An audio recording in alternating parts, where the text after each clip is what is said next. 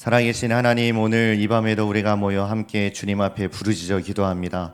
주님이 크고 은밀한 일들을 계속해서 보여주시고 우리 하늘 문을 열어주시사 주님이 언제나 우리 곁에 함께하여 주시옵시고, 주님과 함께하는 삶이 얼마나 복되고 감사하고 기쁜 일인지 우리 날마다 깨닫고 나아가게 하여 주시옵소서.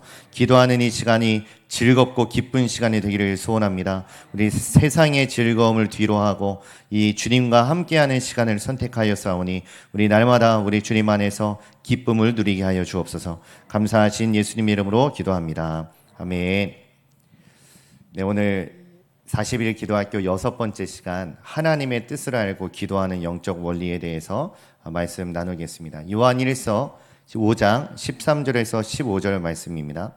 요한일서 5장 13절에서 15절, 우리 다 같이 한 목소리로 합독하여 읽겠습니다. 내가 하나님의 아들의 이름을 믿는 너희에게 이것을 쓰는 것은 너희로 하여금 너희에게 영생이 있음을 알게 하려 함이라.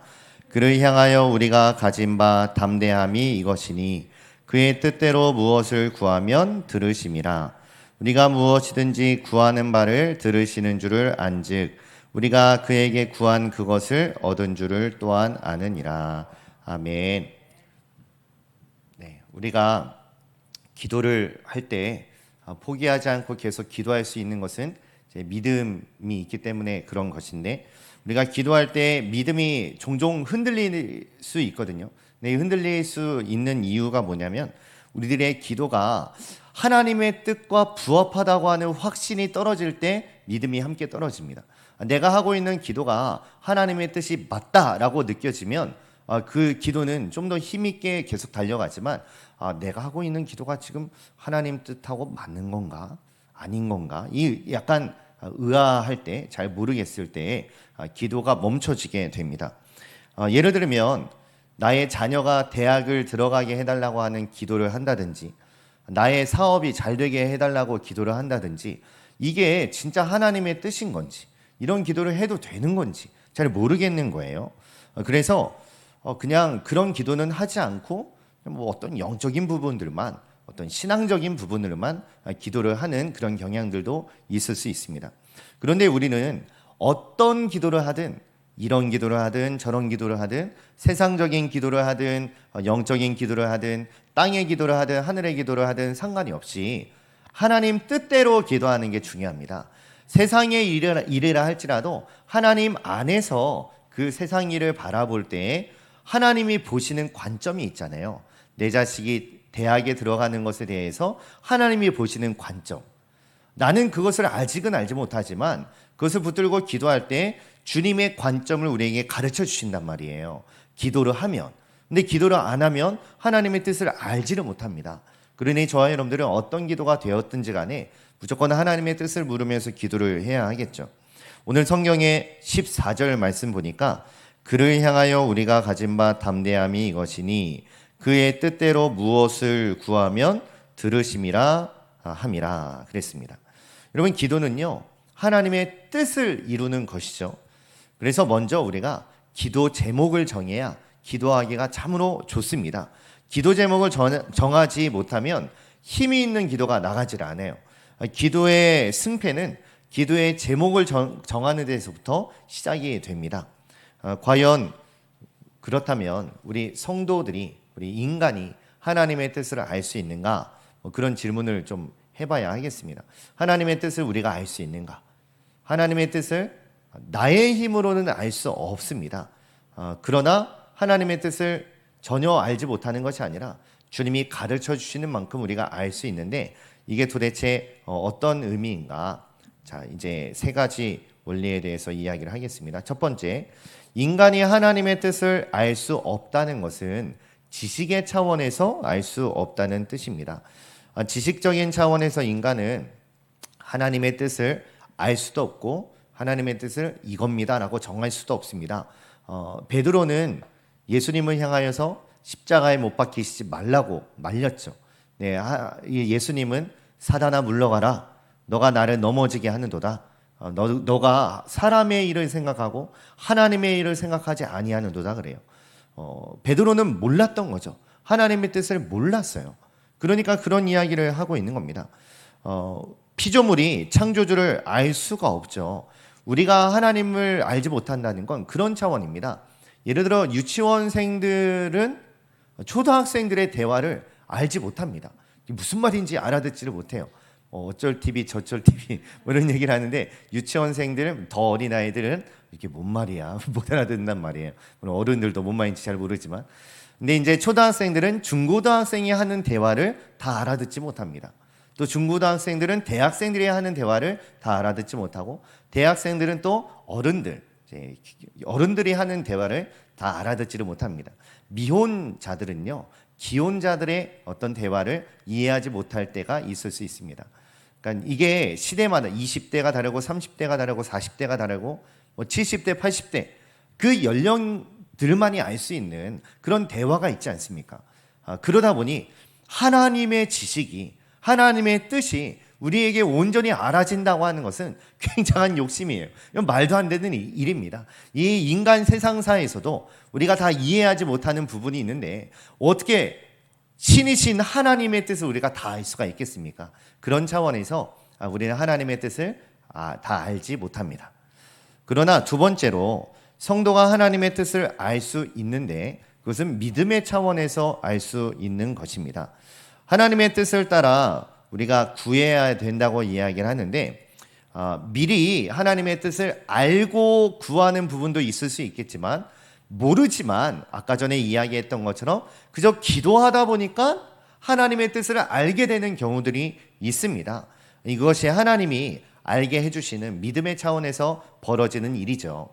모세가 바로왕 앞에 서기 전에 이런 질문을 합니다. 하나님, 제가 백성들에게 간다고 해서 백성들이 저를 하나님이 보내신 사람이라고 어떻게 믿을 수가 있겠습니까? 바로왕이 제가 하나님이 보낸 사람이라는 걸 어떻게 알 수가 있겠습니까? 그런 질문을 했을 때 하나님은 뭐라고 하시냐면 너 지팡이를 한번 네 손에 있는 게 뭐냐? 지팡이다. 그러면 그 지팡이를 한번 땅에 던져봐라. 땅에 던졌더니 뭐가 됐습니까? 뱀이 되잖아요. 뱀이 돼서 깜짝 놀라서 피하는데 다시 그 지팡이를 집어들라 그래요. 그 뱀을 집어들라 그래요. 그래서 집어들었더니 다시 지팡이가 되는 거예요. 그러면서 주님이 뭐라고 하시냐면 이는 그들에게 그들의 조상의 하나님 곧 아브라함의 하나님 이삭의 하나님 야곱의 하나님 여호와가 너에게 나타난 줄을 믿게 하려 함이라. 그러니까 백성들도 하나님이 보낸 사자라는 것을 모세가 그런 사람이란 걸 알 길이 없고 모세도 하나님이 나를 보내셨다는 걸 증명할 방법이 없는데 주님이 지팡이를 가지고 뱀이 되게끔 하심으로 말미암아 사람들에게 믿게끔 해주고 하나님이 살아계심을 알도록 해주신다는 것이죠.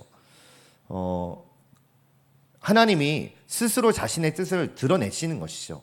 우리가 하나님을 찾아가는 게 아니라 하나님이 우리에게 가르쳐 주시는 만큼 우리가 알 수 있는 것이죠. 믿음의 차원에서.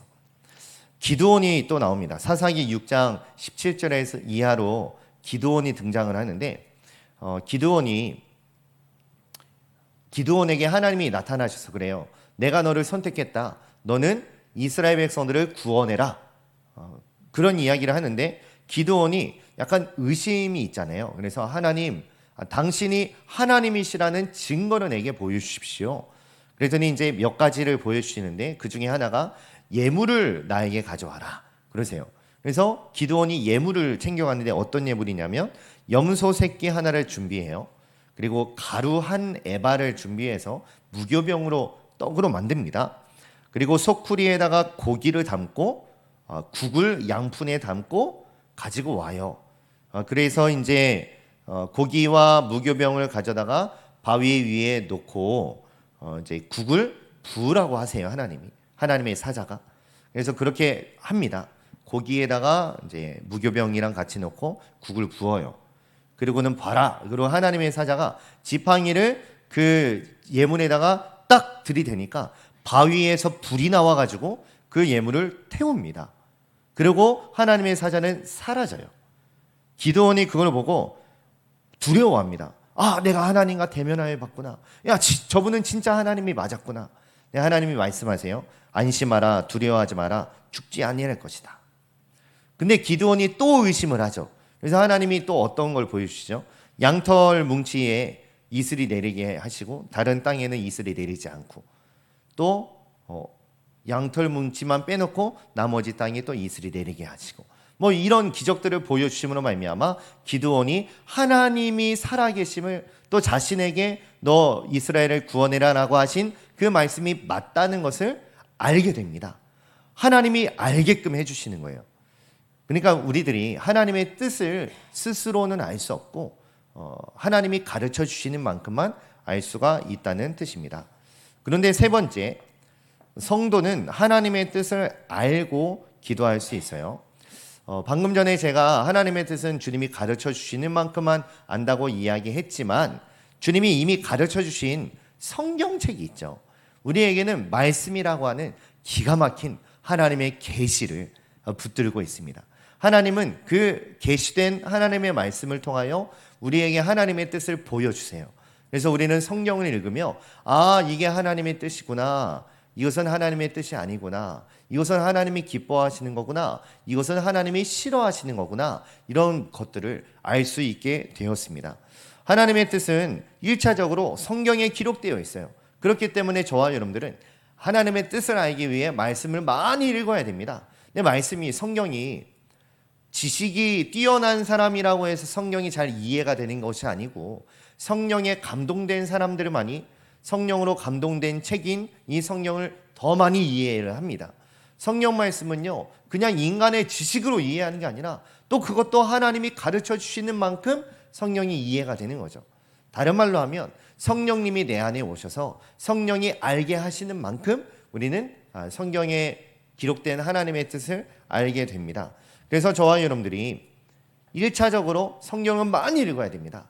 또 두 번째로, 성경은 많이 읽었지만 이게 무슨 뜻인지 우리가 분명히 알지 못하기 때문에 성령님과 동행하며 기도하며 하나님의 뜻을 또 물어야 됩니다. 우리는 말씀을 무조건 많이 섭취하고 그 후에 주님의 뜻을 늘 묻는 그런 습관을 가지고 살아가야 합니다. 그렇게 살아갈 때 저와 여러분들에게 주님은 말씀해 주실 줄을 믿습니다. 깨끗한 심령, 회개한 심령, 그리고 성령님과 동행하는 삶, 이 두 가지를 할 때 주님은 저와 여러분들에게 하나님의 뜻을 가르쳐 주세요.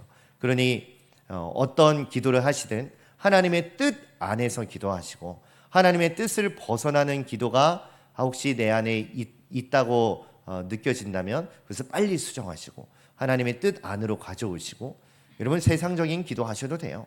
그러나 하나님의 마음이 어떠한가, 하나님의 관점이 무엇인가, 그걸 물으며 기도할 때 주님이 저와 여러분들에게 어떤 뜻을 가지고 있는지 다 가르쳐 주실 줄로 믿습니다. 오늘 이 밤에도 기도할 때 그 주님의 뜻에 부합한 그런 기도가 되어지시기를 예수님의 이름으로 축복합니다. 이제 기도합시다.